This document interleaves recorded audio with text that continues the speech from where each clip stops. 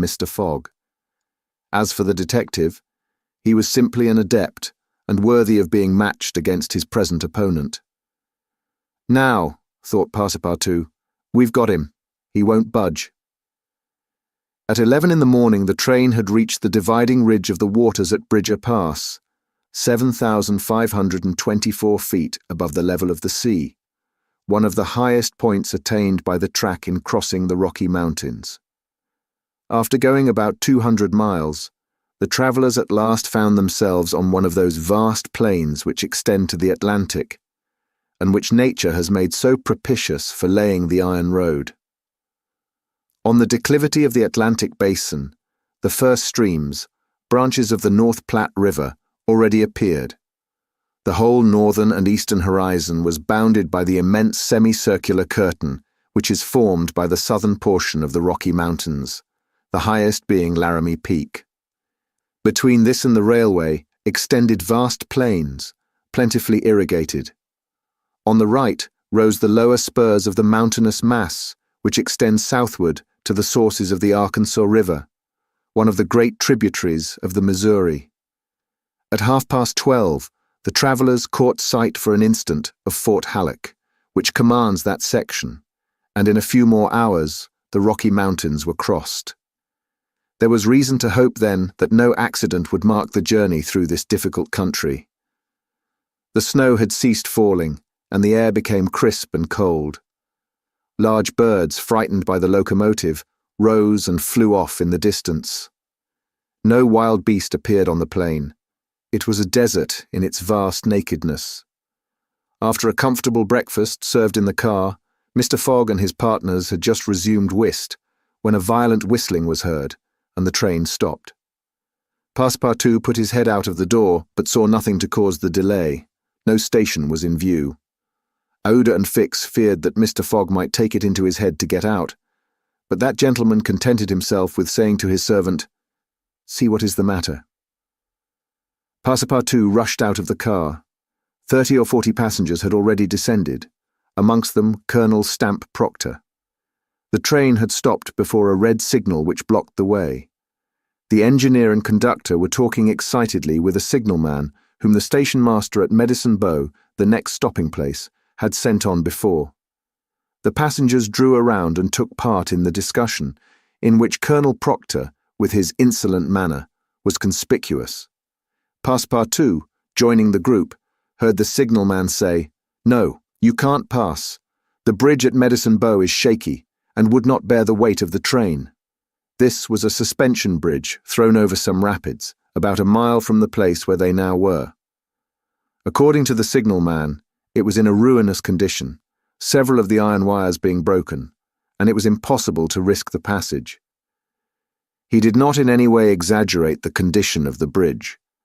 It may be taken for granted that, rash as the Americans usually are, when they are prudent, there is good reason for it.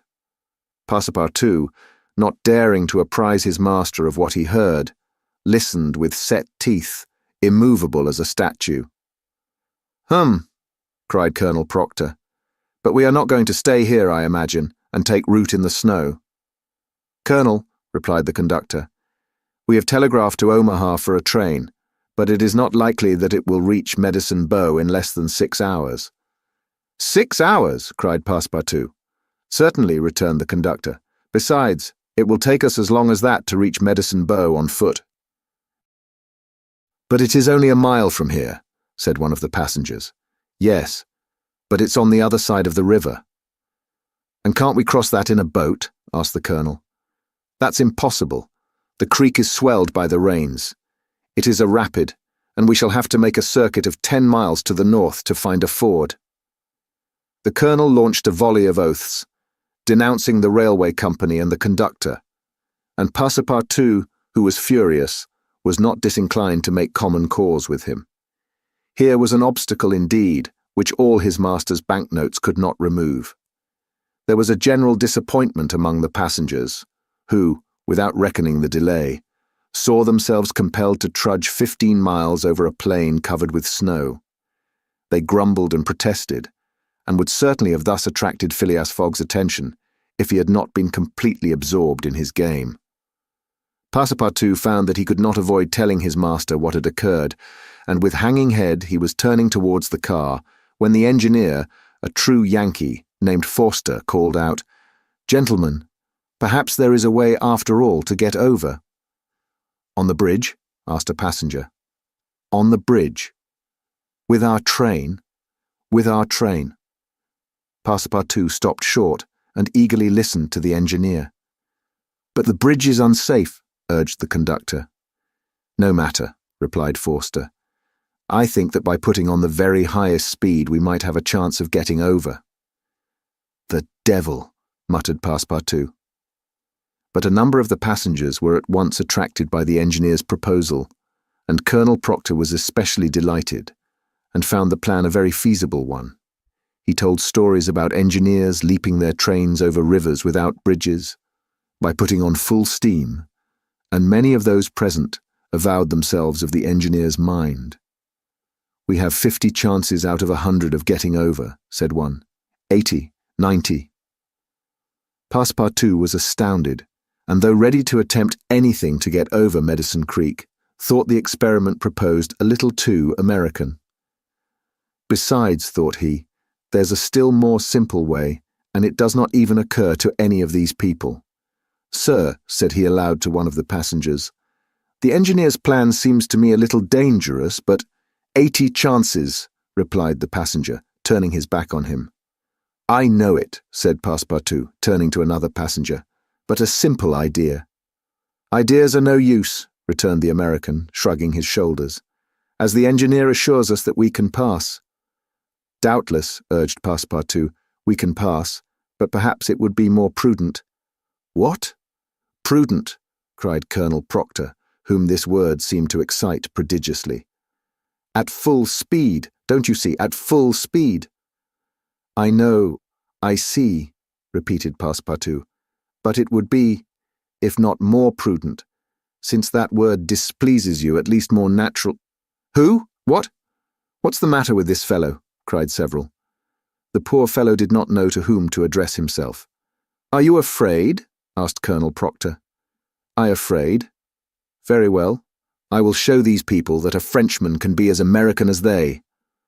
"All aboard!" cried the conductor. "Yes, all aboard," repeated Passepartout, and immediately.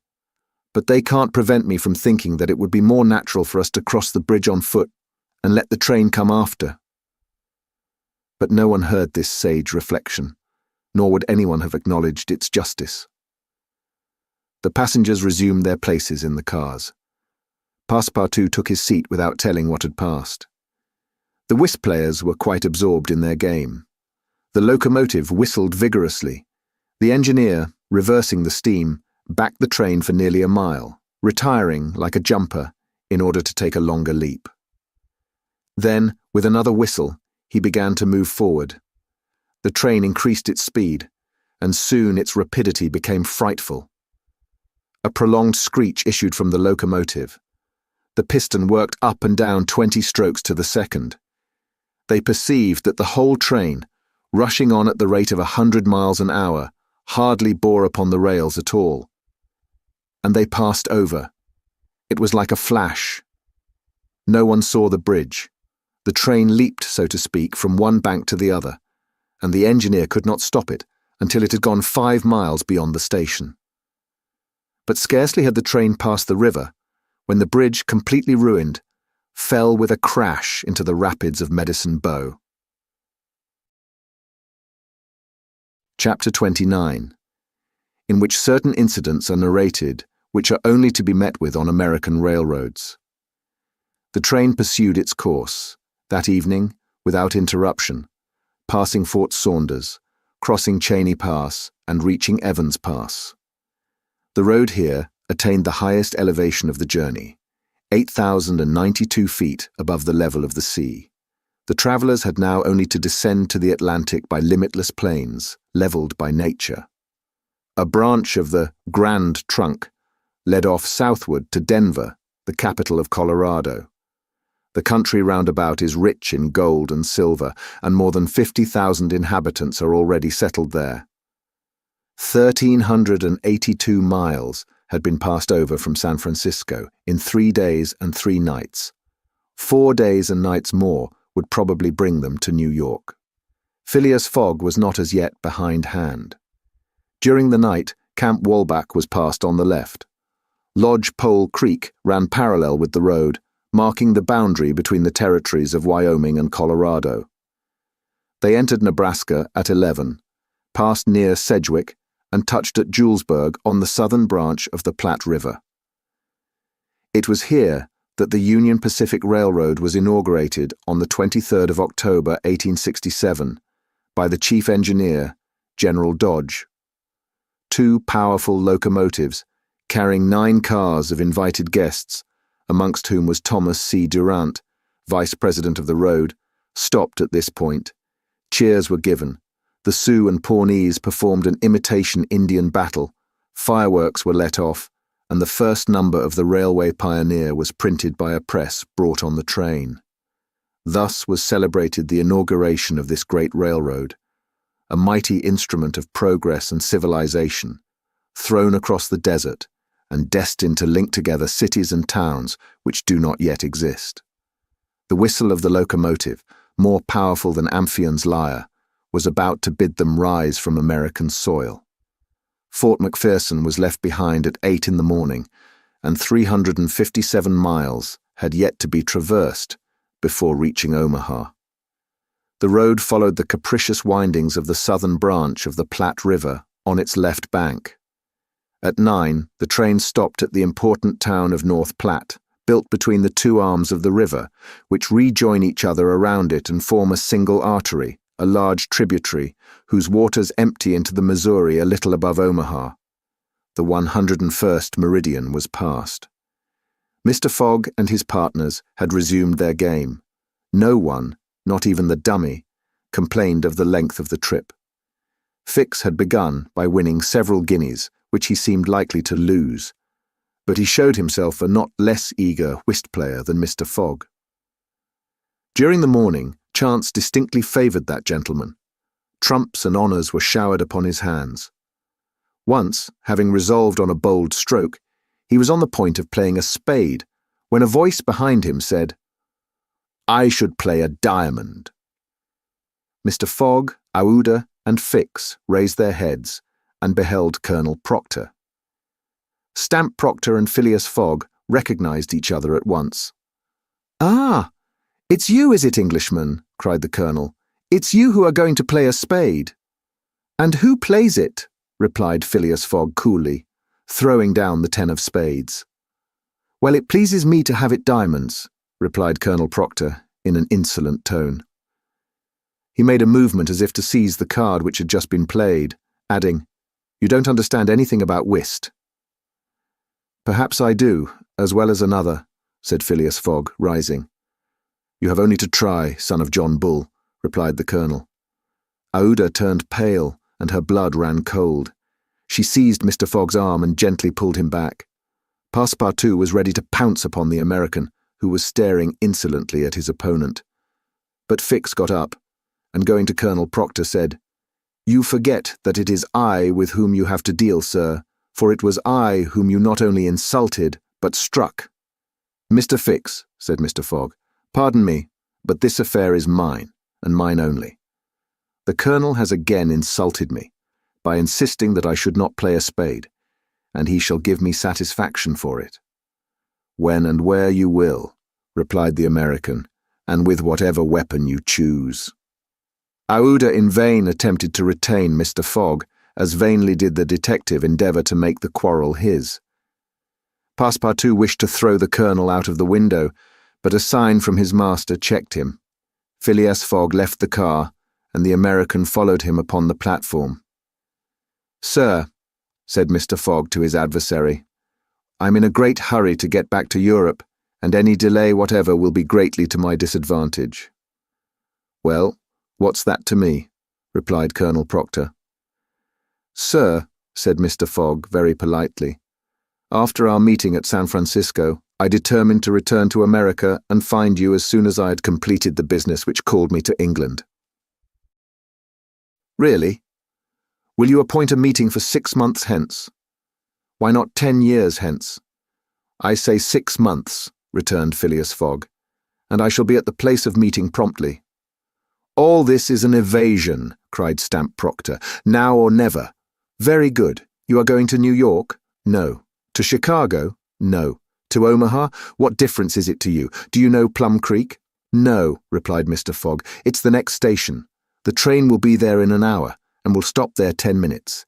In 10 minutes, several revolver shots could be exchanged. Very well, said Mr. Fogg. I will stop at Plum Creek.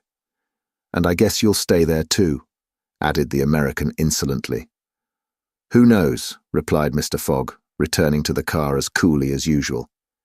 He began to reassure Aouda, telling her that blusterers were never to be feared, and begged Fix to be his second at the approaching duel, a request which the detective could not refuse. Mr. Fogg resumed the interrupted game with perfect calmness. At 11 o'clock, the locomotive's whistle announced that they were approaching Plum Creek Station. Mr. Fogg rose, and followed by Fix, went out upon the platform. Passepartout accompanied him, carrying a pair of revolvers. Aouda remained in the car, as pale as death. The door of the next car opened, and Colonel Proctor appeared on the platform, attended by a Yankee of his own stamp as his second. But just as the combatants were about to step from the train, the conductor hurried up and shouted, "You can't get off, gentlemen." "Why not?" asked the colonel. "We are 20 minutes late, and we shall not stop. But I am going to fight a duel with this gentleman." "I'm sorry," said the conductor, "but we shall be off at once. There's the bell ringing now." The train started. "I'm really very sorry, gentlemen," said the conductor. "Under any other circumstances, I should have been happy to oblige you. But after all, as you have not had time to fight here, why not fight as we go along?" "That wouldn't be convenient perhaps for this gentleman," said the colonel in a jeering tone. "It would be perfectly so," replied Phileas Fogg. "Well, we are really in America," thought Passepartout, "and the conductor is a gentleman of the first order." So muttering, he followed his master. The two combatants, their seconds, and the conductor passed through the cars to the rear of the train. The last car was only occupied by a dozen passengers, whom the conductor politely asked if they would not be so kind as to leave it vacant for a few moments, as two gentlemen had an affair of honour to settle. The passengers granted the request with alacrity, and straightway disappeared on the platform. The car, which was some 50 feet long, was very convenient for their purpose. The adversaries might march on each other in the aisle and fire at their ease. Never was duel more easily arranged. Mr. Fogg and Colonel Proctor, each provided with 2 six-barreled revolvers, entered the car. The seconds, remaining outside, shut them in. They were to begin firing at the first whistle of the locomotive. After an interval of 2 minutes, what remained of the two gentlemen would be taken from the car. Nothing could be more simple. Indeed, it was all so simple that Fix and Passepartout felt their hearts beating as if they would crack.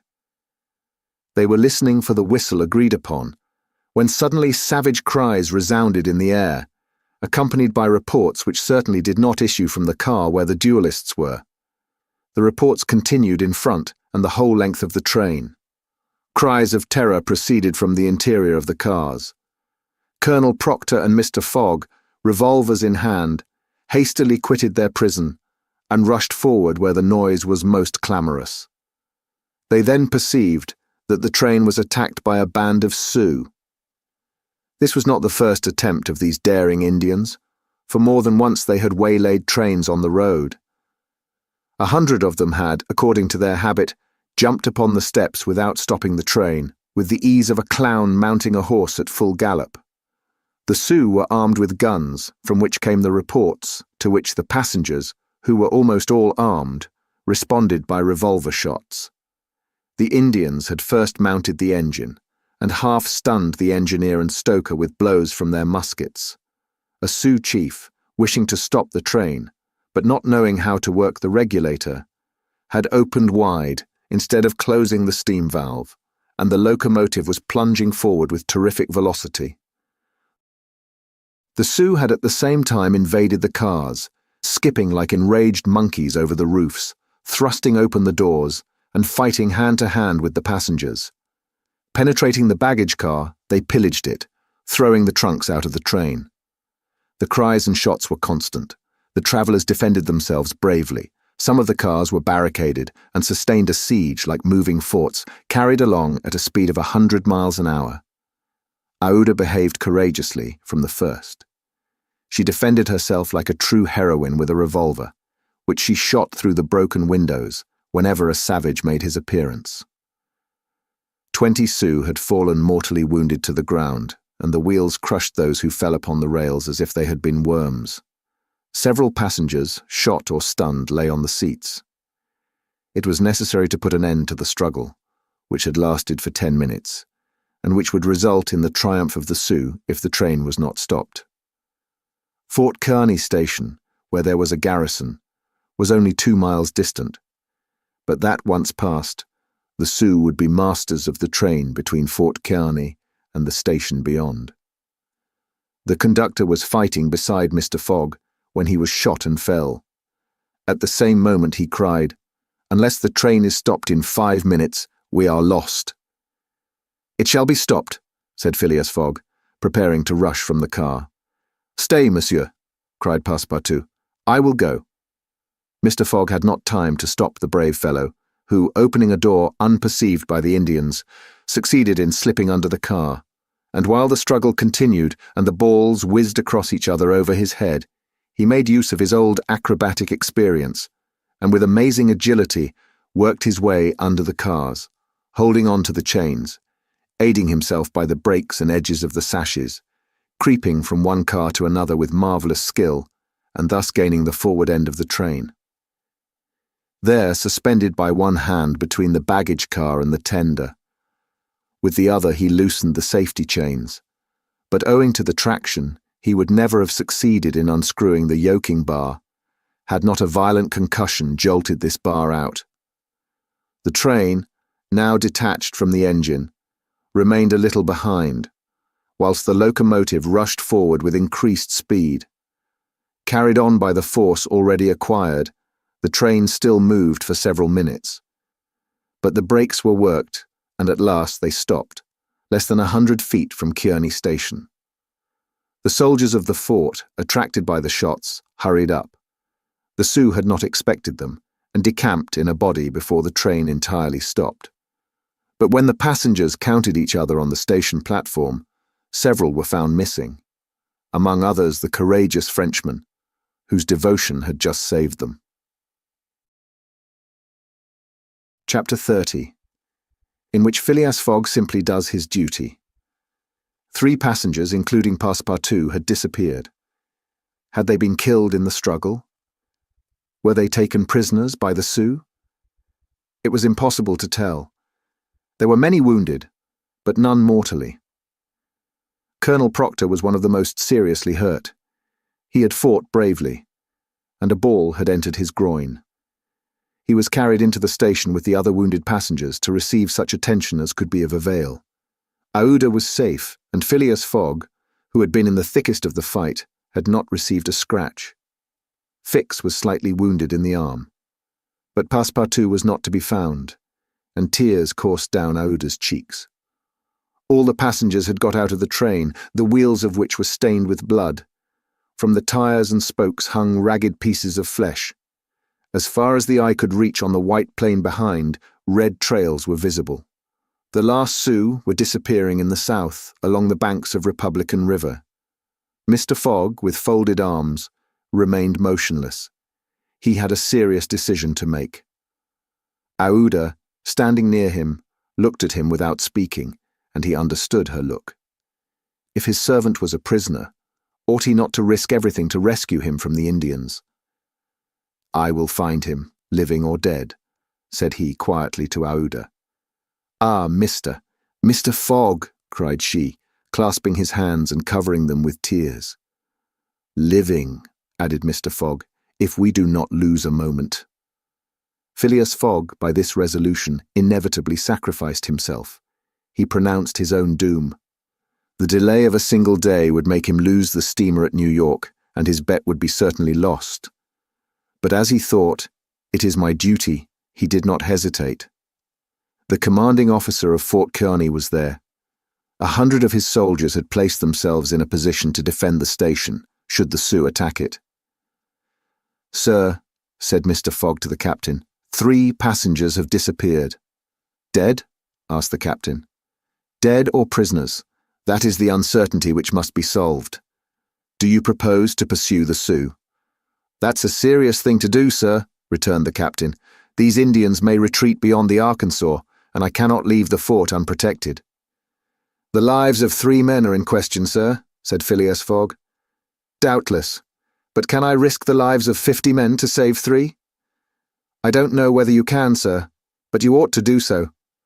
"Nobody here," returned the other, "has a right to teach me my duty." "Very well," said Mr. Fogg coldly. "I will go alone." "You, sir," cried Fix, coming up, "you go alone in pursuit of the Indians? Would you have me leave this poor fellow to perish, him to whom everyone present owes his life? I shall go." "No, sir, you shall not go alone," cried the captain, touched in spite of himself. "No, you are a brave man. 30 volunteers," he added, turning to the soldiers. The whole company started forward at once. The captain had only to pick his men.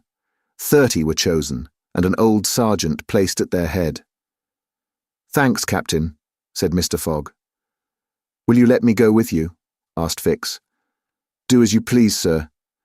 But if you wish to do me a favour, you will remain with Aouda, in case anything should happen to me." A sudden pallor overspread the detective's face. Separate himself from the man whom he had so persistently followed step by step. Leave him to wander about in this desert. Fix gazed attentively at Mr. Fogg, and despite his suspicions and of the struggle which was going on within him, he lowered his eyes before that calm and frank look. "I will stay," said he. A few moments after, Mr. Fogg pressed the young woman's hand, and having confided to her his precious carpet-bag, went off with the sergeant and his little squad. But before going, he had said to the soldiers, "My friends, I will divide $5,000 among you, if we save the prisoners." It was then a little past noon. Aouda retired to a waiting room, and there she waited alone, thinking of the simple and noble generosity, the tranquil courage of Phileas Fogg. He had sacrificed his fortune, and was now risking his life, all without hesitation, from duty, in silence. Fix did not have the same thoughts, and could scarcely conceal his agitation. He walked feverishly up and down the platform, but soon resumed his outward composure. He now saw the folly of which he had been guilty in letting Fogg go alone. What? This man, whom he had just followed around the world, was permitted now to separate himself from him. He began to accuse and abuse himself, and, as if he were director of police, administered to himself a sound lecture for his greenness. "I have been an idiot," he thought, "and this man will see it. He has gone and won't come back. But how is it that I, Fix, who have in my pocket a warrant for his arrest, have been so fascinated by him? Decidedly I am nothing but an ass." So reasoned the detective, while the hours crept by all too slowly. He did not know what to do. Sometimes he was tempted to tell Aouda all, but he could not doubt how the young woman would receive his confidences. What course should he take? He thought of pursuing Fogg across the vast white plains. It did not seem impossible that he might overtake him. Footsteps were easily printed on the snow. But soon, under a new sheet, every imprint would be effaced. Fix became discouraged. He felt a sort of insurmountable longing to abandon the game altogether. He could now leave Fort Kearny station and pursue his journey homeward in peace. Towards 2 o'clock in the afternoon, while it was snowing hard, long whistles were heard approaching from the east. A great shadow, preceded by a wild light, slowly advanced, appearing still larger through the mist, which gave it a fantastic aspect. No train was expected from the east, neither had there been time for the succour asked for by telegraph to arrive. The train from Omaha to San Francisco was not due till the next day. The mystery was soon explained.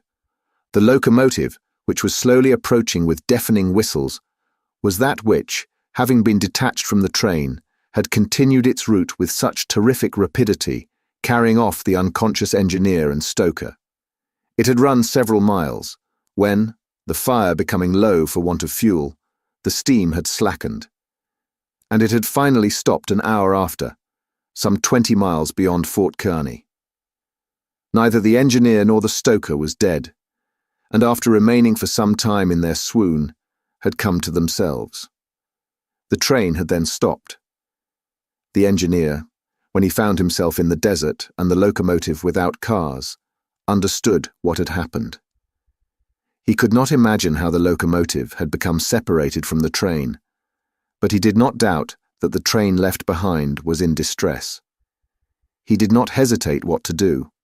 It would be prudent to continue on to Omaha, for it would be dangerous to return to the train, which the Indians might still be engaged in pillaging. Nevertheless, he began to rebuild the fire in the furnace. The pressure again mounted, and the locomotive returned, running backwards to Fort Kearny. This it was which was whistling in the mist. The travellers were glad to see the locomotive resume its place at the head of the train. They could now continue the journey so terribly interrupted. Aouda, on seeing the locomotive come up, hurried out of the station and asked the conductor, "Are you going to start?" "At once, madam." "But the prisoners, our unfortunate fellow travellers." "I cannot interrupt the trip," replied the conductor. "We are already 3 hours behind time." "And when will another train pass here from San Francisco?" "Tomorrow evening, madam." "Tomorrow evening? But then it will be too late. We must wait." "It is impossible," responded the conductor. "If you wish to go, please get in." "I will not go," said Aouda. Fix had heard this conversation. A little while before, when there was no prospect of proceeding on the journey, he had made up his mind to leave Fort Kearny, but now that the train was there, ready to start, and he had only to take his seat in the car, an irresistible influence held him back. The station platform burned his feet, and he could not stir. The conflict in his mind again began. Anger and failure stifled him. He wished to struggle on to the end. Meanwhile, the passengers and some of the wounded, among them Colonel Proctor, whose injuries were serious, had taken their places in the train. The buzzing of the overheated boiler was heard, and the steam was escaping from the valves. The engineer whistled, the train started, and soon disappeared, mingling its white smoke with the eddies of the densely falling snow. The detective had remained behind. Several hours passed. The weather was dismal, and it was very cold. Fix sat motionless on a bench in the station. He might have been thought asleep. Aouda, despite the storm, kept coming out of the waiting room, going to the end of the platform and peering through the tempest of snow, as if to pierce the mist which narrowed the horizon around her, and to hear, if possible, some welcome sound. She heard and saw nothing. Then she would return, chilled through, to issue out again after the lapse of a few moments, but always in vain. Evening came, and the little band had not returned. Where could they be? Had they found the Indians, and were they having a conflict with them, or were they still wandering amid the mist? The commander of the fort was anxious, though he tried to conceal his apprehensions. As night approached, the snow fell less plentifully, but it became intensely cold. Absolute silence rested on the plains. Neither flight of bird nor passing of beast troubled the perfect calm. Throughout the night, Aouda, full of sad forebodings, her heart stifled with anguish, wandered about on the verge of the plains. Her imagination carried her far off and showed her innumerable dangers. What she suffered through the long hours it would be impossible to describe. Fix remained stationary in the same place, but did not sleep. Once a man approached and spoke to him, and the detective merely replied by shaking his head. Thus the night passed. At dawn, the half-extinguished disk of the sun rose above a misty horizon, but it was now possible to recognize objects 2 miles off. Phileas Fogg and the squad had gone southward. In the south, all was still vacancy. It was then 7 o'clock. The captain, who was really alarmed, did not know what course to take. Should he send another detachment to the rescue of the first? Should he sacrifice more men, with so few chances of saving those already sacrificed? His hesitation did not last long, however. Calling one of his lieutenants, he was on the point of ordering a reconnaissance when gunshots were heard. Was it a signal? The soldiers rushed out of the fort, and 1/2 mile off they perceived a little band returning in good order.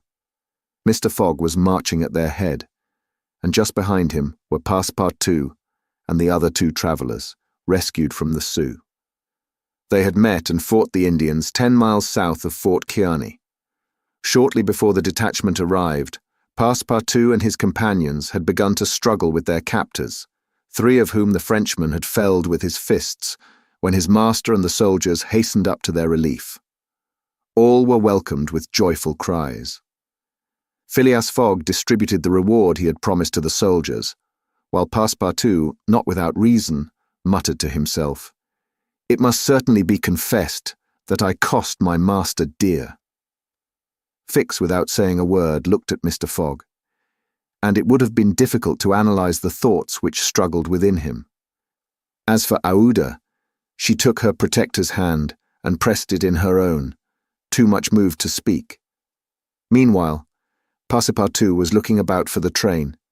He thought he should find it there, ready to start for Omaha, and he hoped that the time lost might be regained. The train!" cried he. "Gone," replied Fix. "And when does the next train pass here?" said Phileas Fogg. "Not till this evening." "Ah," returned the impassible gentleman quietly. Chapter XXXI, in which Fix the detective considerably furthers the interests of Phileas Fogg. Phileas Fogg found himself 20 hours behind time. Passepartout, the involuntary cause of this delay, was desperate. He had ruined his master. At this moment the detective approached Mr. Fogg, and looking him intently in the face, said, "Seriously, sir, are you in great haste?" "Quite seriously." "I have a purpose in asking," resumed Fix. "Is it absolutely necessary that you should be in New York on the 11th, before 9 o'clock in the evening, the time that the steamer leaves for Liverpool?" "It is absolutely necessary." "And, if your journey had not been interrupted by these Indians, you would have reached New York on the morning of the 11th? "Yes, with 11 hours to spare before the steamer left." "Good. You are therefore 20 hours behind. 12 from 20 leaves 8. You must regain 8 hours. Do you wish to try to do so?" "On foot?" asked Mr. Fogg. "No, on a sledge," replied Fix. "On a sledge with sails. A man has proposed such a method to me." It was the man who had spoken to Fix during the night, and whose offer he had refused. Phileas Fogg did not reply at once, but Fix, having pointed out the man, who was walking up and down in front of the station, Mr. Fogg went up to him. An instant after, Mr. Fogg and the American, whose name was Mudge, entered a hut built just below the fort. There, Mr. Fogg examined a curious vehicle, a kind of frame on 2 long beams, a little raised in front like the runners of a sledge, and upon which there was room for 5 or 6 persons. A high mast was fixed on the frame, held firmly by metallic lashings, to which was attached a large brigantine sail.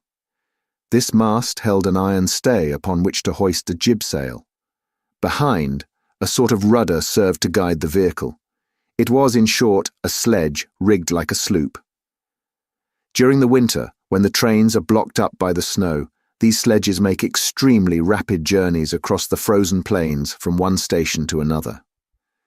Provided with more sails than a cutter, and with the wind behind them, they slip over the surface of the prairies with a speed equal if not superior to that of the express trains. Mr. Fogg readily made a bargain with the owner of this landcraft. The wind was favourable, being fresh and blowing from the west. The snow had hardened, and Mudge was very confident of being able to transport Mr. Fogg in a few hours to Omaha. Thence, the trains eastward run frequently to Chicago and New York. It was not impossible that the lost time might yet be recovered, and such an opportunity was not to be rejected. Not wishing to expose Aouda to the discomforts of travelling in the open air, Mr. Fogg proposed to leave her with Passepartout at Fort Kearny, the servant taking upon himself to escort her to Europe by a better route and under more favourable conditions.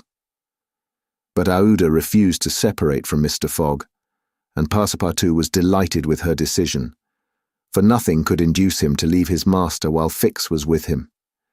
It would be difficult to guess the detective's thoughts. Was this conviction shaken by Phileas Fogg's return?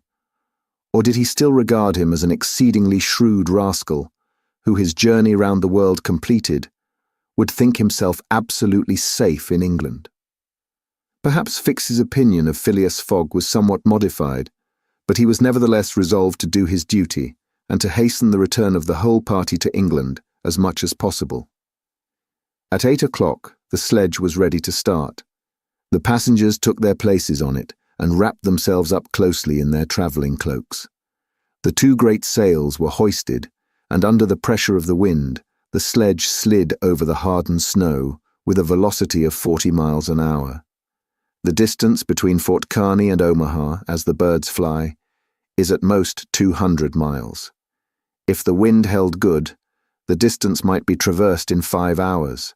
If no accident happened, the sledge might reach Omaha by 1 o'clock. What a journey!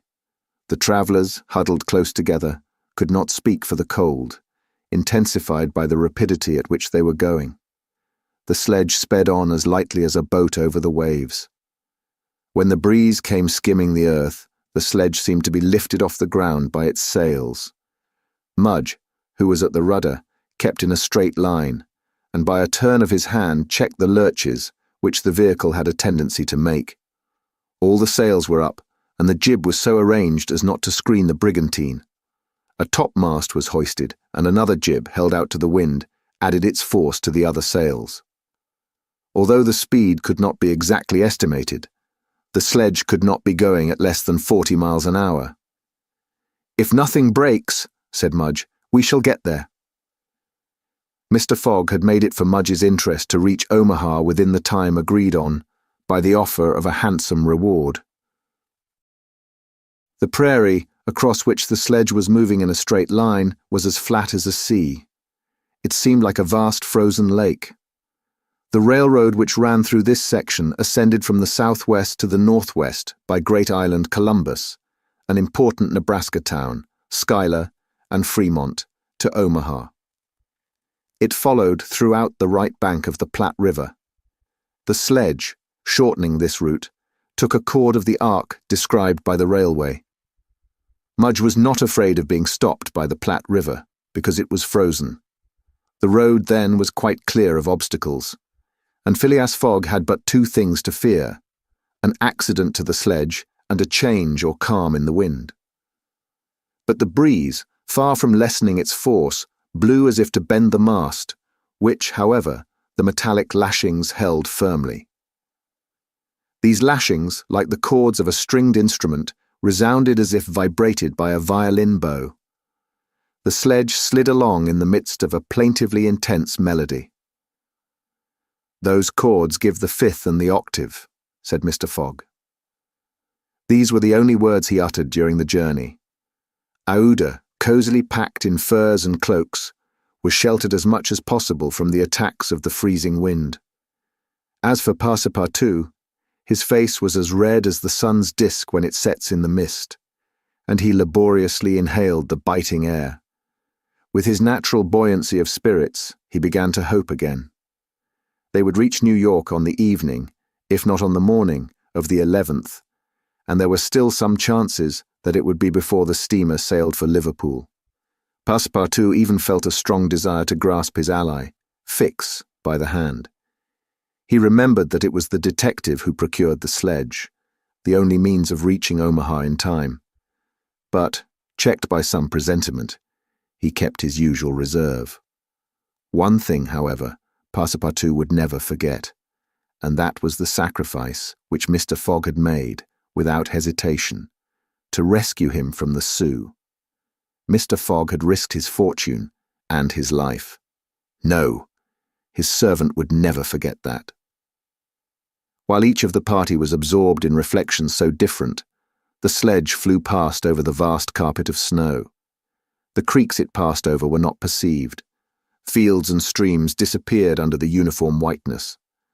The plain was absolutely deserted. Between the Union Pacific Road and the branch which unites Kearney with St. Joseph, it formed a great uninhabited island. Neither village, station, nor fort appeared. From time to time they sped by some phantom-like tree whose white skeleton twisted and rattled in the wind. Sometimes flocks of wild birds rose, or bands of gaunt, famished, ferocious prairie wolves ran howling after the sledge. Passepartout, revolver in hand, held himself ready to fire on those which came too near. Had an accident then happened to the sledge, the travellers, attacked by these beasts, would have been in the most terrible danger. But it held on its even course, soon gained on the wolves, and ere long left the howling band at a safe distance behind. About noon, Mudge perceived by certain landmarks that he was crossing the Platte River. He said nothing, but he felt certain that he was now within 20 miles of Omaha. In less than an hour he left the rudder and furled his sails, whilst the sledge, carried forward by the great impetus the wind had given it, went on half a mile further with its sails unspread. It stopped at last, and Mudge, pointing to a mass of roofs white with snow, said, "We have got there." Arrived at the station which is in daily communication by numerous trains with the Atlantic seaboard. Passepartout and Fix jumped off, stretched their stiffened limbs, and aided Mr. Fogg and the young woman to descend from the sledge. Phileas Fogg generously rewarded Mudge, whose hand Passepartout warmly grasped, and the party directed their steps to the Omaha railway station. The Pacific Railroad proper finds its terminus at this important Nebraska town. Omaha is connected with Chicago by the Chicago and Rock Island Railroad, which runs directly east and passes 50 stations. A train was ready to start when Mr. Fogg and his party reached the station, and they only had time to get into the cars. They had seen nothing of Omaha, but Passepartout confessed to himself that this was not to be regretted, as they were not travelling to see the sights. The train passed rapidly across the state of Iowa, by Council Bluffs, Des Moines, and Iowa City. During the night, it crossed the Mississippi at Davenport, and by Rock Island entered Illinois. The next day, which was the 10th, at 4 o'clock in the evening, it reached Chicago, already risen from its ruins, and more proudly seated than ever on the borders of its beautiful Lake Michigan. 900 miles separated Chicago from New York, but trains are not wanting at Chicago. Mr. Fogg passed at once from one to the other, and the locomotive of the Pittsburgh, Fort Wayne, and Chicago Railway left at full speed, as if it fully comprehended that that gentleman had no time to lose. It traversed Indiana, Ohio, Pennsylvania, and New Jersey like a flash, rushing through towns with antique names, some of which had streets and car tracks, but as yet no houses. At last, the Hudson came into view, and at 11:15 in the evening of the 11th, the train stopped in the station on the right bank of the river before the very pier of the Cunard line. The China for Liverpool had started 3/4 of an hour before. Chapter 32, in which Phileas Fogg engages in a direct struggle with bad fortune. The China, in leaving, seemed to have carried off Phileas Fogg's last hope. None of the other steamers were able to serve his projects. The Pereire, of the French Transatlantic Company, whose admirable steamers are equal to any in speed and comfort, did not leave until the 14th. The Hamburg boats did not go directly to Liverpool or London, but to Havre, and the additional trip from Havre to Southampton would render Phileas Fogg's last efforts of no avail. The Inman steamer did not depart till the next day and could not cross the Atlantic in time to save the wager. Mr. Fogg learned all this in consulting his Bradshaw, which gave him the daily movements of the transatlantic steamers. Passepartout was crushed. It overwhelmed him to lose the boat by 3/4 of an hour. It was his fault, for, instead of helping his master, he had not ceased putting obstacles in his path. And when he recalled all the incidents of the tour, when he counted up the sums expended in pure loss and on his own account, when he thought that the immense stake, added to the heavy charges of this useless journey, would completely ruin Mr. Fogg, he overwhelmed himself with bitter self-accusations. Mr. Fogg, however, did not reproach him, and on leaving the Cunard pier only said, "We will consult about what is best tomorrow. Come." The party crossed the Hudson in the Jersey City ferryboat and drove in a carriage to the St. Nicholas Hotel on Broadway. Rooms were engaged and the night passed, briefly to Phileas Fogg, who slept profoundly, but very long to Aouda and the others, whose agitation did not permit them to rest. The next day was the 12th of December. From 7 in the morning of the 12th to 9:15 in the evening of the 21st, there were 9 days, 13 hours, and 45 minutes. If Phileas Fogg had left in the China, one of the fastest steamers on the Atlantic, he would have reached Liverpool and then London within the period agreed upon. Mr. Fogg left the hotel alone, after giving Passepartout instructions to await his return and inform Aouda to be ready at an instant's notice. He proceeded to the banks of the Hudson and looked about among the vessels moored or anchored in the river for any that were about to depart. Several had departure signals and were preparing to put to sea at morning tide, for in this immense and admirable port there is not one day in 100 that vessels do not set out for every quarter of the globe. But they were mostly sailing vessels, of which of course Phileas Fogg could make no use. He seemed about to give up all hope when he espied, anchored at the battery, a cable's length off at most, a trading vessel with a screw, well-shaped, whose funnel, puffing a cloud of smoke, indicated that she was getting ready for departure. Phileas Fogg hailed a boat, got into it, and soon found himself on board the Henrietta, iron-hulled, wood-built above. He ascended to the deck and asked for the captain, who forthwith presented himself. He was a man of 50, a sort of sea-wolf, with big eyes, a complexion of oxidized copper, red hair and thick neck, and a growling voice.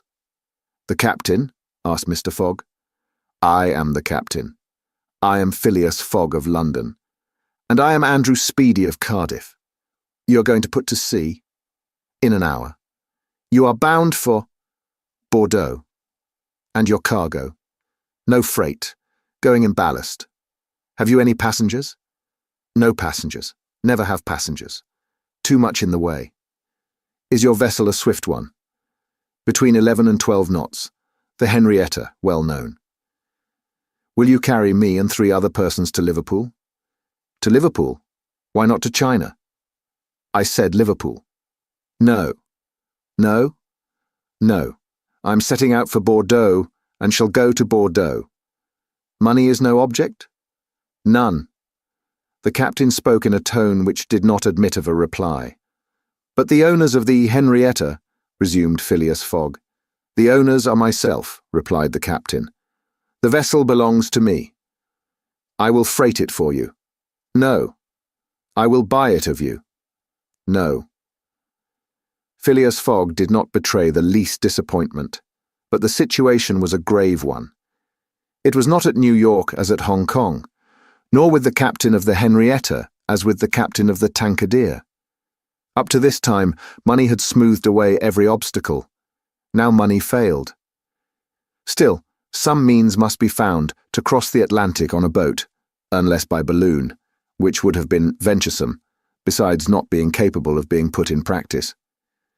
It seemed that Phileas Fogg had an idea, for he said to the captain, "Well, will you carry me to Bordeaux?" "No, not if you paid me $200. I offer you 2,000. A piece? A piece. And there are 4 of you? 4. Captain Speedy began to scratch his head. There were $8,000 to gain without changing his route, for which it was well worth conquering the repugnance he had for all kinds of passengers. Besides, passengers at $2,000 are no longer passengers, but valuable merchandise. "I start at 9 o'clock, said Captain Speedy simply. "Are you and your party ready?" "We will be on board at 9 o'clock, replied, no less simply, Mr. Fogg. It was 8:30. To disembark from the Henrietta, jump into a hack, hurry to the St. Nicholas, and return with Aouda, Passepartout, and even the inseparable Fix was the work of a brief time, and was performed by Mr. Fogg with the coolness which never abandoned him. They were on board when the Henrietta made ready to weigh anchor. When Passepartout heard what this last voyage was going to cost, he uttered a prolonged "Oh!" which extended throughout his vocal gamut. As for Fix, he said to himself that the Bank of England would certainly not come out of this affair well indemnified. When they reached England, even if Mr. Fogg did not throw some handfuls of bank bills into the sea, more than £7,000 would have been spent. Chapter XXXIII, in which Phileas Fogg shows himself equal to the occasion. An hour after, the Henrietta passed the lighthouse, which marks the entrance of the Hudson, turned the point of Sandy Hook, and put to sea. During the day, she skirted Long Island, passed Fire Island, and directed her course rapidly eastward. At noon the next day, a man mounted the bridge to ascertain the vessel's position. It might be thought that this was Captain Speedy, not the least in the world. It was Phileas Fogg, Esquire. As for Captain Speedy, he was shut up in his cabin under lock and key, and was uttering loud cries, which signified an anger at once pardonable and excessive. What had happened was very simple. Phileas Fogg wished to go to Liverpool, but the captain would not carry him there. Then Phileas Fogg had taken passage for Bordeaux, and, during the 30 hours he had been on board, had so shrewdly managed with his banknotes that the sailors and stokers, who were only an occasional crew and were not on the best terms with the captain, went over to him in a body. This was why Phileas Fogg was in command instead of Captain Speedy, why the captain was a prisoner in his cabin, and why, in short, the Henrietta was directing her course towards Liverpool. It was very clear, to see Mr. Fogg manage the craft, that he had been a sailor. How the adventure ended will be seen anon. Aouda was anxious, though she said nothing. As for Passepartout, he thought Mr. Fogg's manoeuvre simply glorious. The captain had said, between 11 and 12 knots, and the Henrietta confirmed his prediction.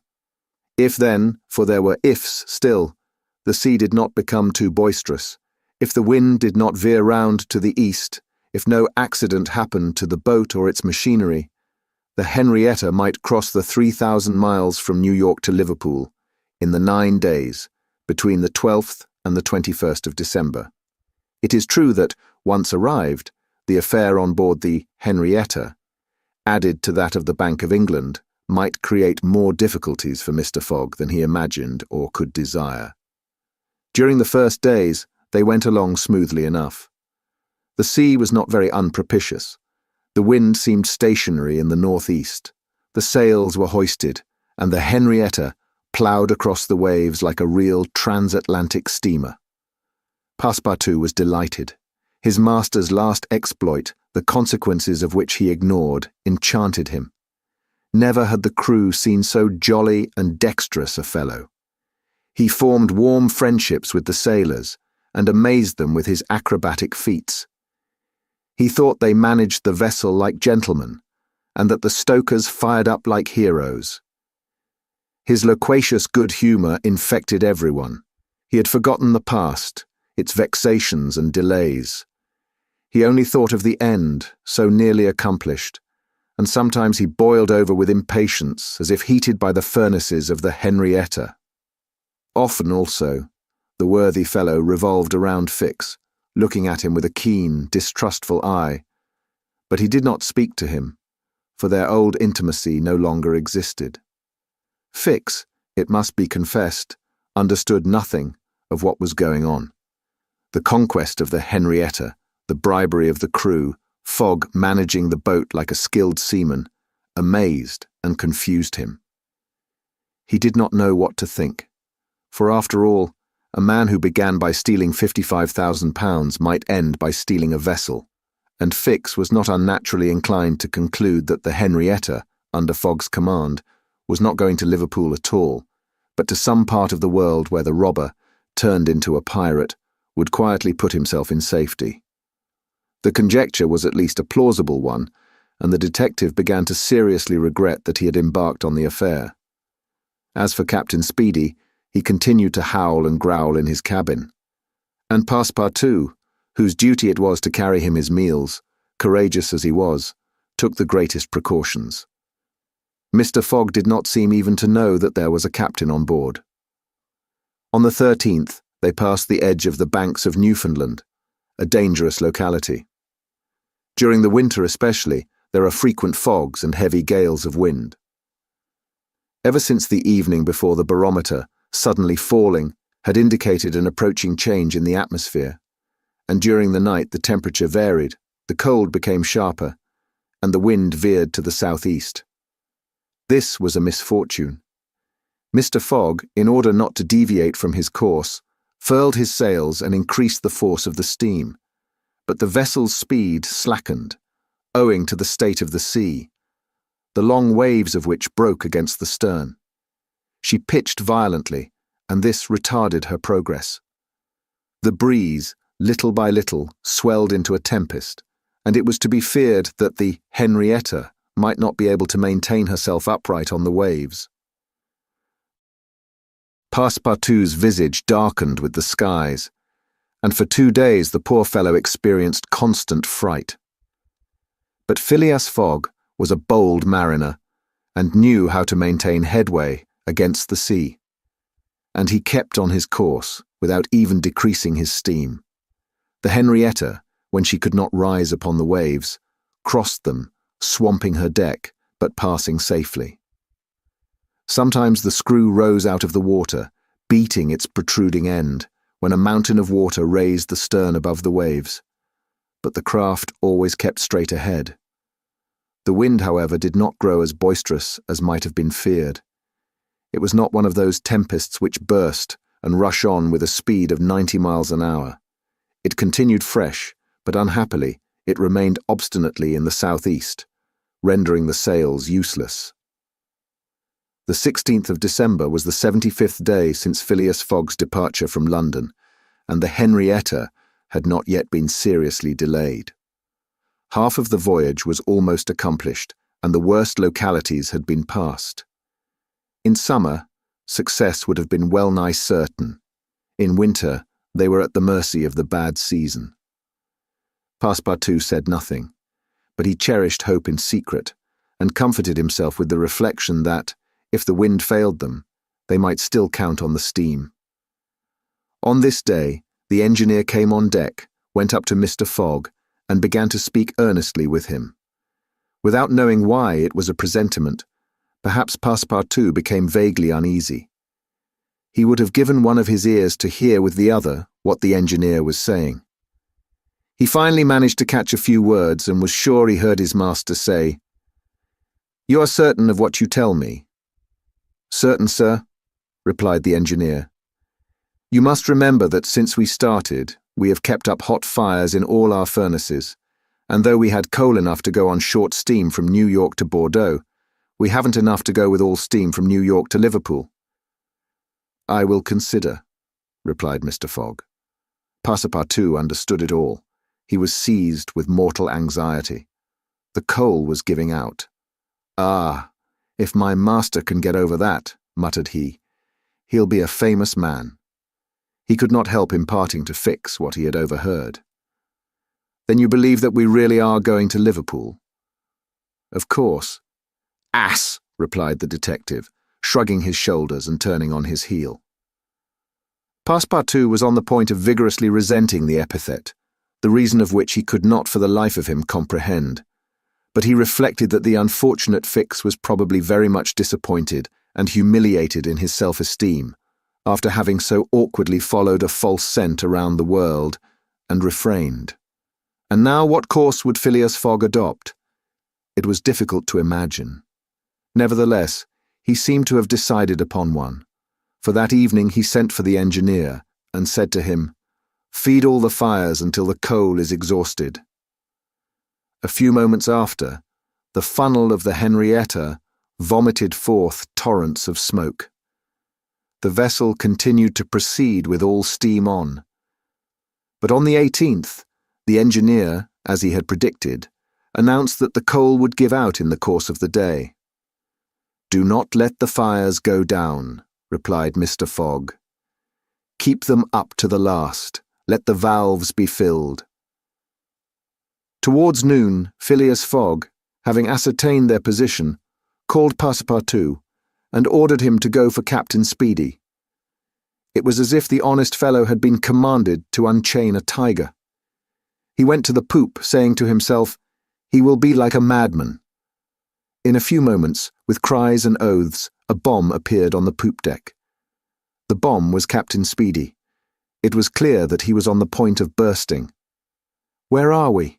were the first words his anger permitted him to utter. Had the poor man been an apoplectic, he could never have recovered from his paroxysm of wrath. "Where are we?" he repeated, with purple face. 707 miles from Liverpool," replied Mr. Fogg, with imperturbable calmness. "Pirate!" cried Captain Speedy. "I have sent for you, sir. Picaroon!" "Sir," continued Mr. Fogg, "to ask you to sell me your vessel." "No, by all the devils, no!" "But I shall be obliged to burn her." "Burn the Henrietta?" "Yes, at least the upper part of her. The coal has given out." "Burn my vessel!" cried Captain Speedy, who could scarcely pronounce the words. "A vessel worth $50,000. "Here are 60,000, replied Phileas Fogg, handing the captain a roll of bank bills. This had a prodigious effect on Andrew Speedy. An American can scarcely remain unmoved at the sight of $60,000. The captain forgot in an instant his anger, his imprisonment, and all his grudges against his passenger. The Henrietta was 20 years old. It was a great bargain. The bomb would not go off after all. Mr. Fogg had taken away the match. "And I shall still have the iron hull," said the captain in a softer tone. "The iron hull and the engine. Is it agreed?" "Agreed." And Andrew Speedy, seizing the banknotes, counted them and consigned them to his pocket.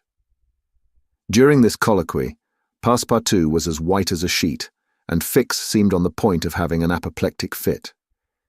Nearly £20,000 had been expended, and Fogg left the hull and engine to the captain, that is, near the whole value of the craft. It was true, however, that £55,000 had been stolen from the bank. When Andrew Speedy had pocketed the money, Mr. Fogg said to him, "Don't let this astonish you, sir.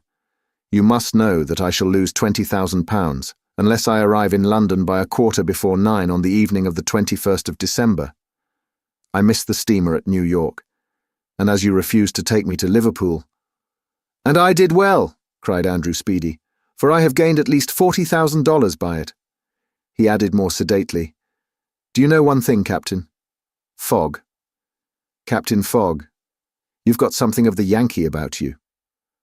And, having paid his passenger what he considered a high compliment, he was going away when Mr. Fogg said, "The vessel now belongs to me." "Certainly, from the keel to the truck of the masts. All the wood, that is." "Very well. Have the interior seats, bunks and frames pulled down and burn them." It was necessary to have dry wood to keep the steam up to the adequate pressure, and on that day the poop, cabins, bunks, and the spare deck were sacrificed. On the next day, the 19th of December, the masts, rafts, and spars were burned. The crew worked lustily, keeping up the fires. Passepartout hewed, cut, and sawed away with all his might. There was a perfect rage for demolition. The railings, fittings, the greater part of the deck, and top sides disappeared on the 20th, and the Henrietta was now only a flat hulk. But on this day, they sighted the Irish coast and Fastnet Light. By 10 in the evening, they were passing Queenstown. Phileas Fogg had only 24 hours more in which to get to London. That length of time was necessary to reach Liverpool, with all steam on. And the steam was about to give out altogether. "Sir," said Captain Speedy, who was now deeply interested in Mr. Fogg's project, "I really commiserate you. Everything is against you. We are only opposite Queenstown." "Ah," said Mr. Fogg. "Is that place where we see the lights Queenstown?" "Yes." "Can we enter the harbour?" "Not under 3 hours, only at high tide." "Stay," replied Mr. Fogg calmly, without betraying in his features that by a supreme inspiration he was about to attempt once more to conquer ill fortune. Queenstown is the Irish port at which the transatlantic steamers stop to put off the mails. These mails are carried to Dublin by express trains always held in readiness to start. From Dublin, they are sent on to Liverpool by the most rapid boats, and thus gain 12 hours on the Atlantic steamers. Phileas Fogg counted on gaining 12 hours in the same way. Instead of arriving at Liverpool the next evening by the Henrietta, he would be there by noon, and would therefore have time to reach London before 9:15 in the evening. The Henrietta entered Queenstown Harbour at 1 o'clock in the morning, it then being high tide, and Phileas Fogg, after being grasped heartily by the hand by Captain Speedy, left that gentleman on the levelled hulk of his craft, which was still worth half what he had sold it for. The party went on shore at once. Fix was greatly tempted to arrest Mr. Fogg on the spot, but he did not. Why? What struggle was going on within him? Had he changed his mind about his man? Did he understand that he had made a grave mistake? He did not, however, abandon Mr. Fogg. They all got upon the train, which was just ready to start at 1:30. At dawn of day they were in Dublin, and they lost no time in embarking on a steamer which, disdaining to rise upon the waves, invariably cut through them. Phileas Fogg at last disembarked on the Liverpool quay at 20 minutes before 12, the 21st of December. He was only 6 hours distant from London. But at this moment Fix came up, put his hand upon Mr. Fogg's shoulder, and showing his warrant, said, "You are really Phileas Fogg?" "I am. I arrest you in the Queen's name." Chapter 34, in which Phileas Fogg at last reaches London. Phileas Fogg was in prison. He had been shut up in the custom house, and he was to be transferred to London the next day. Passepartout, when he saw his master arrested, would have fallen upon Fix had he not been held back by some policemen. Aouda was thunderstruck at the suddenness of an event which she could not understand. Passepartout explained to her how it was that the honest and courageous Fogg was arrested as a robber. The young woman's heart revolted against so heinous a charge, and when she saw that she could attempt to do nothing to save her protector, she wept bitterly. As for Fix, he had arrested Mr. Fogg because it was his duty, whether Mr. Fogg were guilty or not. The thought then struck Passepartout that he was the cause of this new misfortune. Had he not concealed Fix's errand from his master? When Fix revealed his true character and purpose, why had he not told Mr. Fogg? If the latter had been warned, he would no doubt have given Fix proof of his innocence and satisfied him of his mistake. At least, Fix would not have continued his journey at the expense and on the heels of his master, only to arrest him the moment he set foot on English soil. Passepartout wept till he was blind, and felt like blowing his brains out. Aouda and he had remained, despite the cold, under the portico of the custom house. Neither wished to leave the place. Both were anxious to see Mr. Fogg again. That gentleman was really ruined, and that at the moment when he was about to attain his end. This arrest was fatal. Having arrived at Liverpool at 20 minutes before 12 on the 21st of December, he had till 9:15 that evening to reach the Reform Club, that is, 9 hours and a quarter. The journey from Liverpool to London was 6 hours. If anyone at this moment had entered the custom house, he would have found Mr. Fogg seated, motionless, calm, and without apparent anger, upon a wooden bench. He was not, it is true, resigned, but this last blow failed to force him into an outward betrayal of any emotion. Was he being devoured by one of those secret rages, all the more terrible because contained, and which only burst forth, with an irresistible force, at the last moment? No one could tell. There he sat, calmly waiting. For what? Did he still cherish hope? Did he still believe, now that the door of this prison was closed upon him, that he would succeed? However that may have been, Mr. Fogg carefully put his watch upon the table and observed its advancing hands. Not a word escaped his lips, but his look was singularly set and stern. The situation, in any event, was a terrible one, and might be thus stated. If Phileas Fogg was honest, he was ruined. If he was a knave, he was caught. Did escape occur to him? Did he examine to see if there were any practicable outlet from his prison? Did he think of escaping from it? Possibly. For once he walked slowly around the room, but the door was locked, and the window heavily barred with iron rods. He sat down again and drew his journal from his pocket. On the line where these words were written, 21st December, Saturday, Liverpool, he added, 80th day, 11:40 a.m., and waited. The custom house clock struck 1. Mr. Fogg observed that his watch was 2 hours too fast. 2 hours. Admitting that he was at this moment taking an express train, he could reach London and the Reform Club by 9:15 p.m. His forehead slightly wrinkled. At 33 minutes past 2, he heard a singular noise outside, then a hasty opening of doors. Passepartout's voice was audible, and immediately after that of Fix. Phileas Fogg's eyes brightened for an instant. The door swung open, and he saw Passepartout, Aouda, and Fix, who hurried towards him. Fix was out of breath, and his hair was in disorder. He could not speak. "Sir," he stammered. "Sir, forgive me, most unfortunate resemblance. Robber arrested 3 days ago. You are free." Phileas Fogg was free. He walked to the detective, looked him steadily in the face, and with the only rapid motion he had ever made in his life, or which he ever would make, drew back his arms, and with the precision of a machine, knocked Fix down. "Well hit," cried Passepartout. "Parbleu! That's what you might call a good application of English fists." Fix, who found himself on the floor, did not utter a word. He had only received his deserts. Mr. Fogg, Aouda, and Passepartout left the custom house without delay, got into a cab, and in a few moments descended at the station. Phileas Fogg asked if there was an express train about to leave for London. It was 40 minutes past 2. The express train had left 35 minutes before. Phileas Fogg then ordered a special train. There were several rapid locomotives on hand, but the railway arrangements did not permit the special train to leave until 3 o'clock. At that hour, Phileas Fogg, having stimulated the engineer by the offer of a generous reward, at last set out towards London with Aouda and his faithful servant.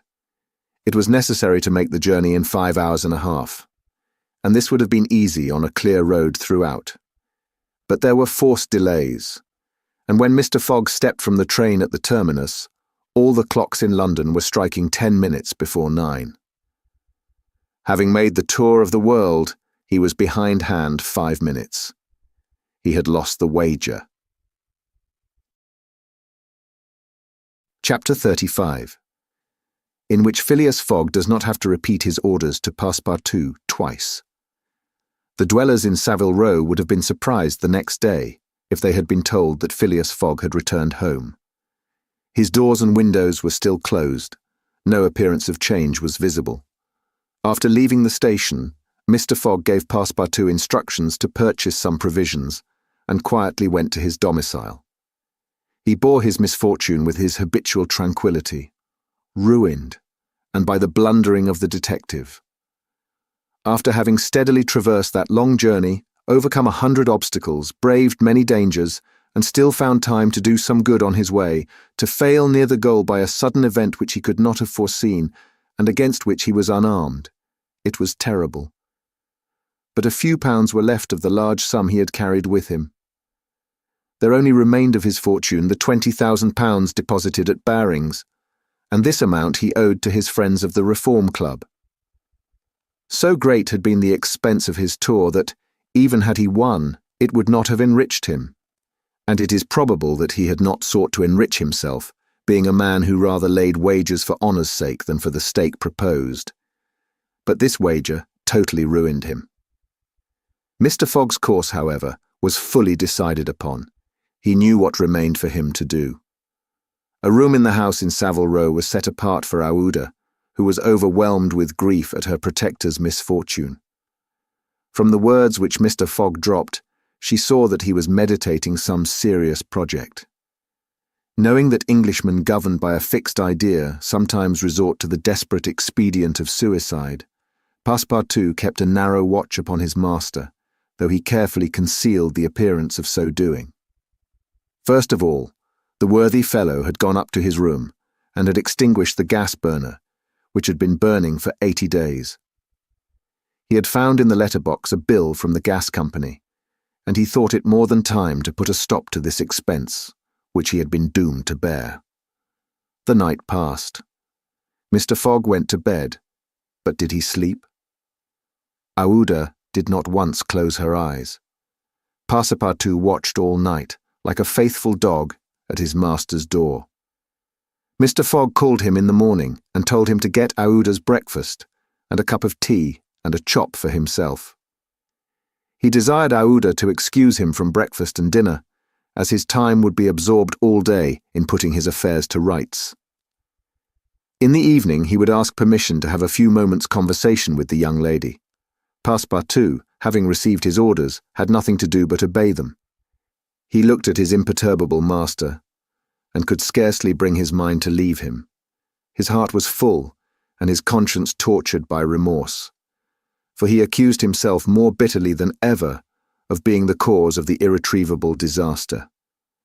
Yes, if he had warned Mr. Fogg and had betrayed Fix's projects to him, his master would certainly not have given the detective passage to Liverpool, and then— Passepartout could hold in no longer. "My master, Mr. Fogg," he cried, "why do you not curse me? It was my fault that—" "I blame no one," returned Phileas Fogg, with perfect calmness. "Go." Passepartout left the room and went to find Aouda, to whom he delivered his master's message. "Madam," he added, "I can do nothing myself. Nothing. I have no influence over my master. But you, perhaps—" "What influence could I have?" replied Aouda. "Mr. Fogg is influenced by no one. Has he ever understood that my gratitude to him is overflowing? Has he ever read my heart? My friend, he must not be left alone an instant. You say he is going to speak with me this evening?" "Yes, madam, probably to arrange for your protection and comfort in England." "We shall see," replied Aouda, becoming suddenly pensive. Throughout this day, Sunday, the house in Savile Row was as if uninhabited, and Phileas Fogg, for the first time since he had lived in that house, did not set out for his club when Westminster clock struck 11:30. Why should he present himself at the Reform? His friends no longer expected him there. As Phileas Fogg had not appeared in the saloon on the evening before, Saturday, the 21st of December, at 9:15, he had lost his wager. It was not even necessary that he should go to his bankers for the £20,000, for his antagonists already had his cheque in their hands, and they had only to fill it out and send it to the Barings to have the amount transferred to their credit. Mr. Fogg, therefore, had no reason for going out, and so he remained at home. He shut himself up in his room, and busied himself putting his affairs in order. Passepartout continually ascended and descended the stairs. The hours were long for him. He listened at his master's door and looked through the keyhole, as if he had a perfect right so to do, and as if he feared that something terrible might happen at any moment. Sometimes he thought of Fix, but no longer in anger. Fix, like all the world, had been mistaken in Phileas Fogg, and had only done his duty in tracking and arresting him, while he, Passepartout. This thought haunted him, and he never ceased cursing his miserable folly. Finding himself too wretched to remain alone, he knocked at Aouda's door, went into her room, seated himself, without speaking, in a corner, and looked ruefully at the young woman. Aouda was still pensive. About 7:30 in the evening, Mr. Fogg sent to know if Aouda would receive him, and in a few moments he found himself alone with her. Phileas Fogg took a chair and sat down near the fireplace opposite Aouda. No emotion was visible on his face. Fogg returned was exactly the Fogg who had gone away. There was the same calm, the same impassibility. He sat several minutes without speaking. Then, bending his eyes on Aouda, "Madam," said he, "will you pardon me for bringing you to England?" "I, Mr. Fogg," replied Aouda, checking the pulsations of her heart. "Please let me finish," returned Mr. Fogg. "When I decided to bring you far away from the country which was so unsafe for you, I was rich, and counted on putting a portion of my fortune at your disposal. Then your existence would have been free and happy. But now I am ruined." "I know it, Mr. Fogg," replied Aouda. "And I ask you in my turn, will you forgive me for having followed you, and, who knows, for having, perhaps, delayed you, and thus contributed to your ruin?" "Madam, you could not remain in India, and your safety could only be assured by bringing you to such a distance that your persecutors could not take you." "So, Mr. Fogg," resumed Aouda, "not content with rescuing me from a terrible death, you thought yourself bound to secure my comfort in a foreign land." "Yes, madam, but circumstances have been against me. Still I beg to place the little I have left at your service." "But what will become of you, Mr. Fogg?" "As for me, madam," replied the gentleman coldly, "I have need of nothing." "But how do you look upon the fate, sir, which awaits you?" "As I am in the habit of doing." "At least," said Aouda, "want should not overtake a man like you. Your friends—" "I have no friends, madam." "Your relatives—" "I have no longer any relatives." "I pity you then, Mr. Fogg, for solitude is a sad thing, with no heart to which to confide your griefs. They say, though, that misery itself, shared by two sympathetic souls, may be borne with patience." "They say so, madam." "Mr. Fogg," said Aouda, rising and seizing his hand, "do you wish at once a kinswoman and friend? Will you have me for your wife?" Mr. Fogg, at this, rose in his turn. There was an unwonted light in his eyes, and a slight trembling of his lips. Aouda looked into his face. The sincerity, rectitude, firmness, and sweetness of this soft glance of a noble woman, who could dare all to save him to whom she owed all, at first astonished, then penetrated him. He shut his eyes for an instant, as if to avoid her look. When he opened them again, "I love you," he said simply. "Yes, by all that is holiest, I love you, and I am entirely yours." "Ah!" cried Aouda, pressing his hand to her heart.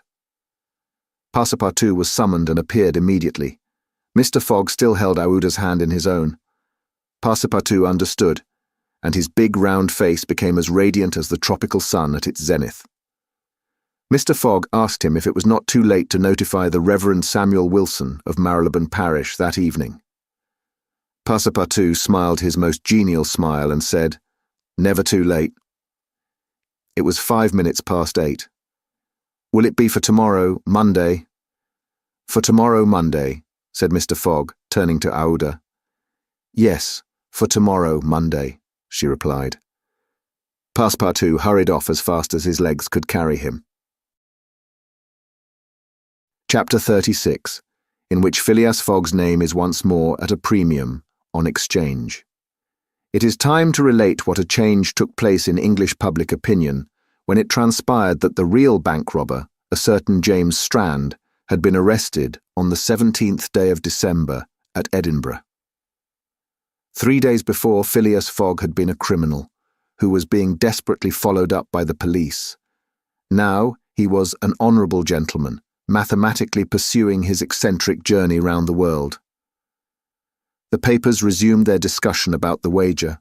All those who had laid bets, for or against him, revived their interest as if by magic. The Phileas Fogg bonds again became negotiable, and many new wagers were made. Phileas Fogg's name was once more at a premium on Exchange. His 5 friends of the Reform Club passed these 3 days in a state of feverish suspense. Would Phileas Fogg, whom they had forgotten, reappear before their eyes? Where was he at this moment? The 17th of December, the day of James Strand's arrest, was the 76th since Phileas Fogg's departure, and no news of him had been received. Was he dead? Had he abandoned the effort, or was he continuing his journey along the route agreed upon? And would he appear on Saturday, the 21st of December, at 9:15 in the evening, on the threshold of the Reform Club saloon? The anxiety in which for 3 days London society existed cannot be described. Telegrams were sent to America and Asia for news of Phileas Fogg. Messengers were dispatched to the house in Savile Row morning and evening. No news.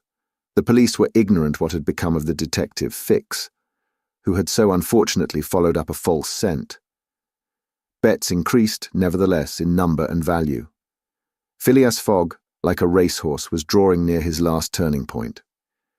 The bonds were quoted, no longer at 100 below par, but at 20, at 10, and at 5, and paralytic old Lord Albemarle bet even in his favour. A great crowd was collected in Pall Mall and the neighbouring streets on Saturday evening. It seemed like a multitude of brokers permanently established around the Reform Club. Circulation was impeded, and everywhere disputes, discussions, and financial transactions were going on. The police had great difficulty in keeping back the crowd, and as the hour when Phileas Fogg was due approached, the excitement rose to its highest pitch. The 5 antagonists of Phileas Fogg had met in the great saloon of the club. John Sullivan and Samuel Fallentin, the bankers, Andrew Stewart, the engineer, Gautier Ralph, the director of the Bank of England, and Thomas Flanagan, the brewer, one and all waited anxiously. When the clock indicated 20 minutes past 8, Andrew Stewart got up, saying, "Gentlemen, in 20 minutes the time agreed upon between Mr. Fogg and ourselves will have expired." "What time did the last train arrive from Liverpool?" asked Thomas Flanagan. "At 23 minutes past 7, replied Gautier Ralph, "and the next does not arrive till 10 minutes after 12. "Well, gentlemen," resumed Andrew Stewart, "if Phileas Fogg had come in the 7:23 train, he would have got here by this time. We can therefore regard the bet as won." "Wait, don't let us be too hasty," replied Samuel Fallentin. "You know that Mr. Fogg is very eccentric. His punctuality is well known. He never arrives too soon or too late, and I should not be surprised if he appeared before us at the last minute." "Why," said Andrew Stewart nervously, "if I should see him, I should not believe it was he." "The fact is," resumed Thomas Flanagan, "Mr. Fogg's project was absurdly foolish. Whatever his punctuality, he could not prevent the delays which were certain to occur, and a delay of only 2 or 3 days would be fatal to his tour. Observe, too," added John Sullivan, "that we have received no intelligence from him, though there are telegraphic lines all along his route." "He has lost, gentlemen," said Andrew Stewart. "He has 100 times lost. You know, besides, that the China, the only steamer he could have taken from New York to get here in time, arrived yesterday. I have seen a list of the passengers, and the name of Phileas Fogg is not among them. Even if we admit that fortune has favoured him, he can scarcely have reached America. I think he will be at least 20 days behindhand, and that Lord Albemarle will lose a cool 5,000. It is clear, replied Gauthier Ralph, "and we have nothing to do but to present Mr. Fogg's cheque at Barings tomorrow."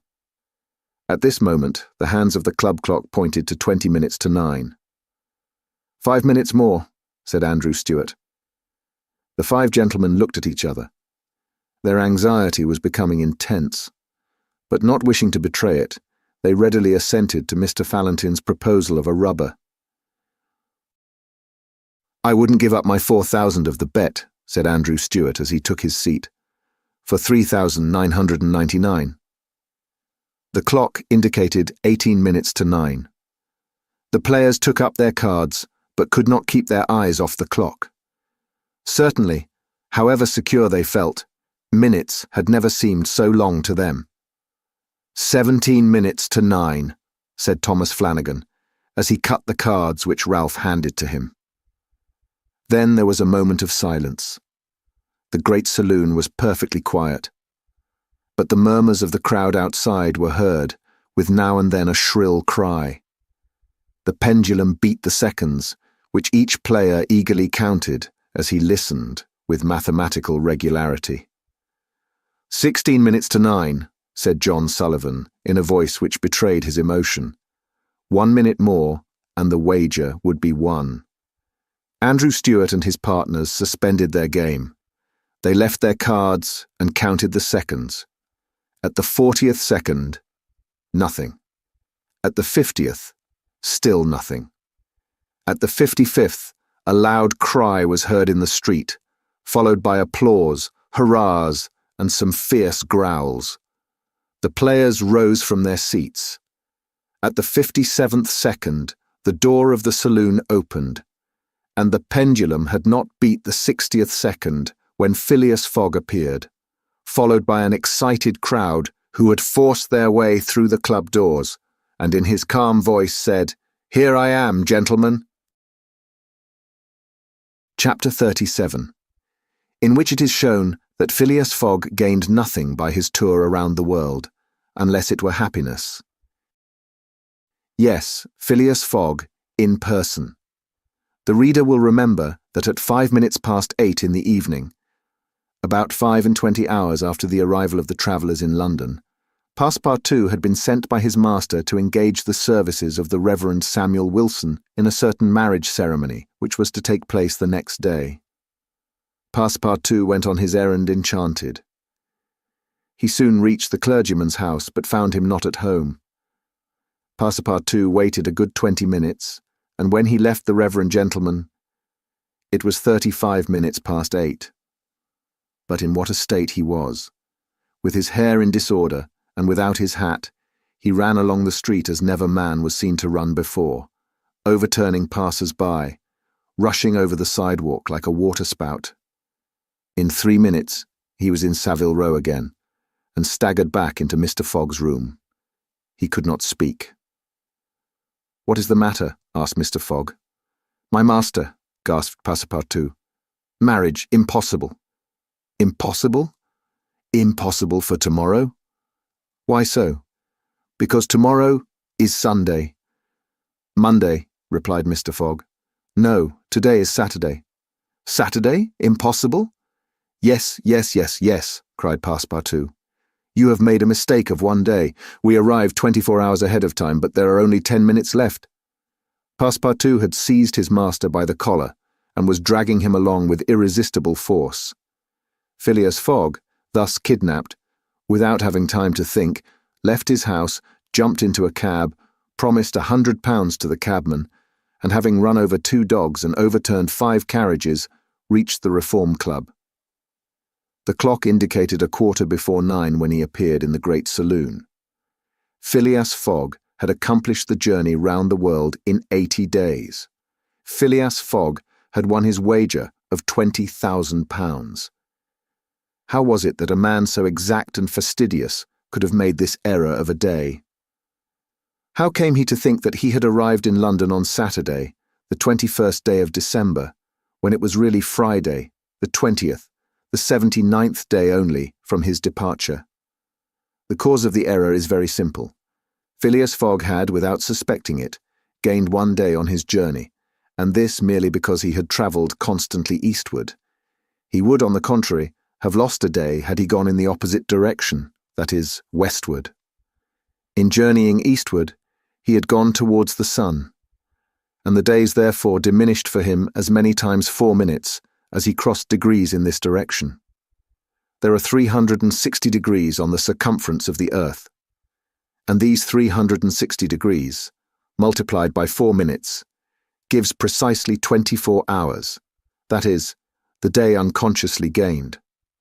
In other words, while Phileas Fogg, going eastward, saw the sun pass the meridian 80 times, his friends in London only saw it pass the meridian 79 times.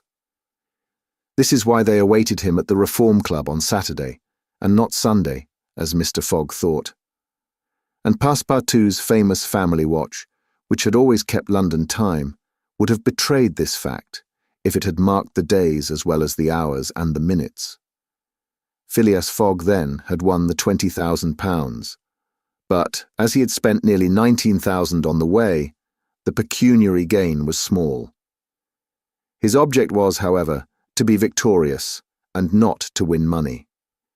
He divided the £1,000 that remained between Passepartout and the unfortunate Fix, against whom he cherished no grudge. He deducted, however, from Passepartout's share the cost of the gas which had burned in his room for 1920 hours, for the sake of regularity. That evening, Mr. Fogg, as tranquil and phlegmatic as ever, said to Aouda, "Is our marriage still agreeable to you?" "Mr. Fogg," replied she, "it is for me to ask that question. You were ruined, but now you are rich again." "Pardon me, madam. My fortune belongs to you. If you had not suggested our marriage, my servant would not have gone to the Reverend Samuel Wilson's. I should not have been apprised of my error, and—" "Dear Mr. Fogg," said the young woman. "Dear Aouda," replied Phileas Fogg. It need not be said that the marriage took place 48 hours after, and that Passepartout, glowing and dazzling, gave the bride away. Had he not saved her? And was he not entitled to this honour? The next day, as soon as it was light, Passepartout rapped vigorously at his master's door. Mr. Fogg opened it and asked, "What's the matter, Passepartout?" "What is it, sir?" "Why, I've just this instant found out—" "What?" "That we might have made the tour of the world in only 78 days. "No doubt," returned Mr. Fogg, "by not crossing India. But if I had not crossed India, I should not have saved Aouda. She would not have been my wife, and—" Mr. Fogg quietly shut the door. Phileas Fogg had won his wager, and had made his journey around the world in 80 days. To do this, he had employed every means of conveyance: steamers, railways, carriages, yachts, trading vessels, sledges, elephants. The eccentric gentleman had throughout displayed all his marvellous qualities of coolness and exactitude. But what then? What had he really gained by all this trouble? What had he brought back from this long and weary journey? Nothing, say you. Perhaps so. Nothing but a charming woman who, strange as it may appear, made him the happiest of men. Truly, would you not for less than that make the tour around the world? Thank you for listening. If you like our recordings, consider liking this video and subscribing to our channel so you don't miss any more audiobooks.